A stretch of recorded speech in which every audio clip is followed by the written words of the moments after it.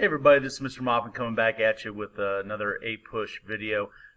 Continuing our look at topic 8.5, American culture from 1945 to 1965.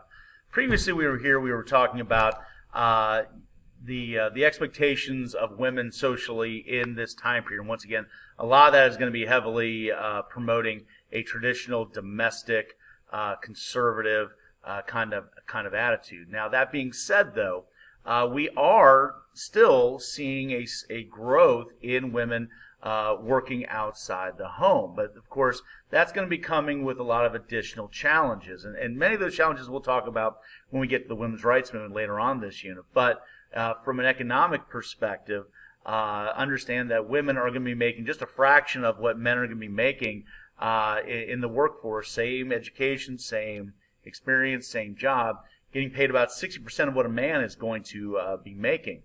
So once again, this is going to be a major challenge. And note, when women are working outside the home, women are not hardly ever in positions of management or leadership or power or anything along those lines. And so you can kind of see that being reflected in the discrimination in terms of pay.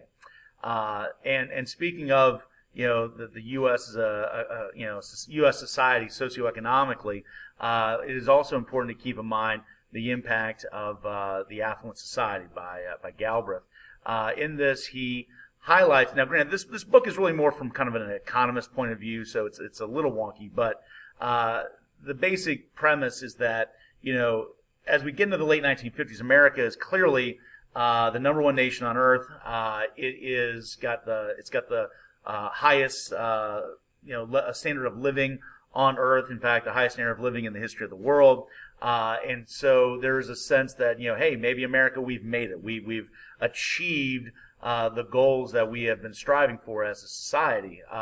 But Galbraith is going to be pointing out that though we have made great strides in personal wealth, personal income, yes, real wages have gone up noticeably each year. People are able to achieve the quote-unquote American dream in a way that was not realistic a generation earlier.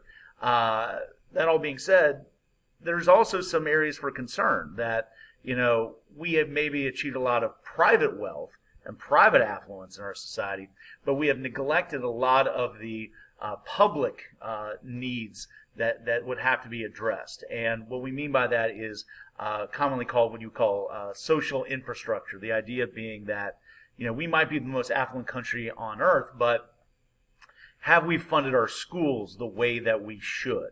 To make sure that our success is sustainable moving forward. Despite being the most affluent country on earth, why haven't we done more to put things in place to protect those that are in need, that are not necessarily affluent? Why do we still have pretty noticeably high rates of poverty, especially amongst those that are of retirement age?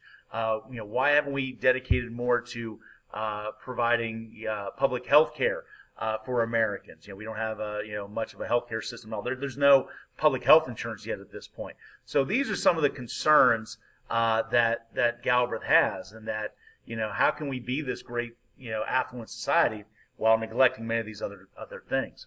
From more of a cultural perspective, you also have the impact of J.D. Salinger and Salinger's famous work, The Catcher in the Rye. Now, what's really interesting about The Catcher in the Rye is that when it comes out in the 1950s, this was seen as an amazingly controversial book. So controversial that many it was almost verboten to be read in high school. And even at the collegiate level, it came with a lot of controversy due to Salinger's willingness to use very frank, honest language that does use copious amounts of profanity and focusing in on controversial topics like sex, for example, and so that's what's significant in and of itself. But when we look back on its greater significance, it's not so much the profanity or that kind of stuff, but more of him trying to make a point about 1950s culture. Salinger is trying to make a point that 1950s culture, the culture that is contemporary for him at the time of writing this, was in many respects devoid of soul. It was devoid of real honesty. It was devoid of meaning in many respects. And how do you find meaning in a society where conformity is jammed down your throat, where consumerism is jammed down your throat? In this book, Salinger always references the phonies, in society through his character, and that really is going to spark, or at least play a role in a lot of questioning of these values of the 1950s. What is this all about? I mean, yeah, maybe we have a house in the suburbs, and maybe I don't have to go work in a coal mine as a teenager anymore. But what is this about? I mean, what have we achieved? Have we become better people? Have we become more enlightened? Have we overcome a lot of our anxieties at the end of the day? Salinger would say, no, not really. That, in many respects, the wealth, the conformity, all of that kind of masks all the problems that goes on in society. And that is only going to be further, expanded with the impact of the Beatniks.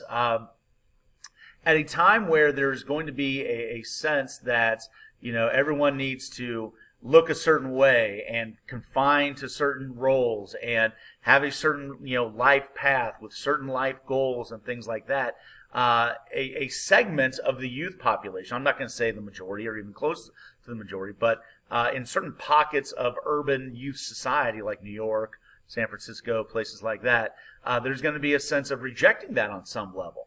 The Beatniks are going to be asking a lot of these same questions that Salinger and others are going to be asking. The Beatniks would basically be saying, well, society has told me that I have to go to school and do well in school. Well, why is that? So I can go to college. Well, why do you need to go to college? So you can get a good job. And well, why do you need a good job? Well, so you can make a lot of money. Okay, well, why do I need to make a lot of money? Well, you need to make a lot of money to buy a house and have a have a car and have a dishwasher and a refrigerator. And and Beatniks are thinking that's the whole point of life, is to be able to have consumer goods and to have a barbecue set and a country club membership and that kind of stuff. Is that really what it's all about at the end of the day? What about love? What about experiences? What about passion? What about those kinds of things? And the Beatniks are going to reject a lot of that. They're going to drop out from mainstream values in many respects. And you can see it, in the fashions that they wear. You can see, some pictures here of, many of these Beatniks that, the guys are wearing facial hair, ladies are wearing pants. In many of these Beatnik communities, marijuana was smoked commonly. When you saw Beatniks, you would see them, commonly at coffee shops and listening to, open mic poetry. And the idea being is that you got to be hip to what's going on. A term for the Beatniks was that they were hipsters. That you got to be hip to the reality of what's around you and not fall into this trap of placing your goals in this devoid of emotion and feeling consumerist, conservative life.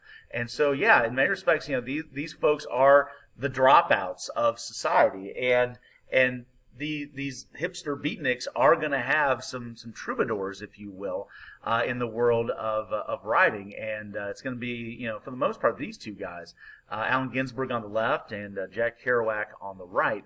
Kerouac is going to be most famously associated with the work On the Road, as you can see mentioned down here.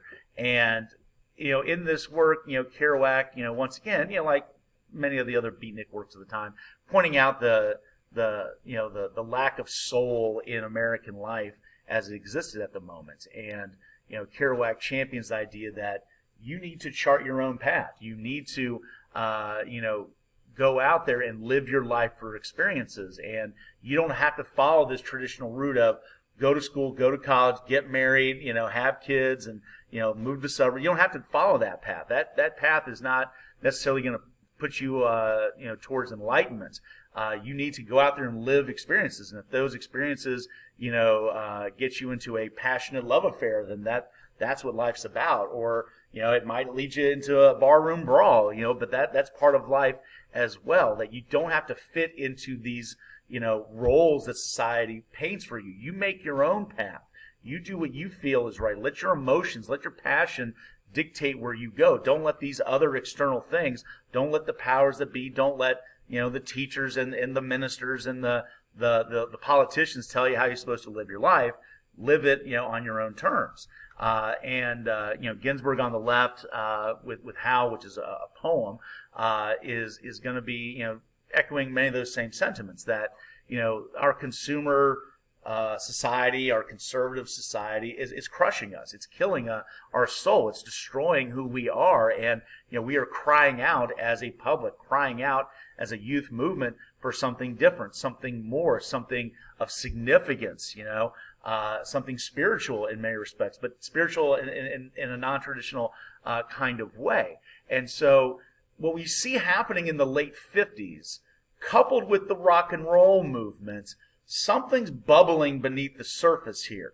The hipster movement, the Beatniks, is a small movement at the time, but what they're really doing long term is laying the groundwork for a much bigger, broader, explosive, if you will, challenging of social norms when we get into the 1960s. When we do talk about the counterculture and the folks, the young people that are part of that counterculture, nicknamed the hippies, the term hippies comes from the idea of junior grade hipsters. In other words, like the little brothers, little cousins of the Beatniks that really laid that groundwork of questioning authority, questioning values, breaking down those traditional walls, in society. So, though the Beatniks tend to get overshadowed quite a bit by the counterculture, they really are laying the groundwork for that culture moving forward. So that is going to be significant.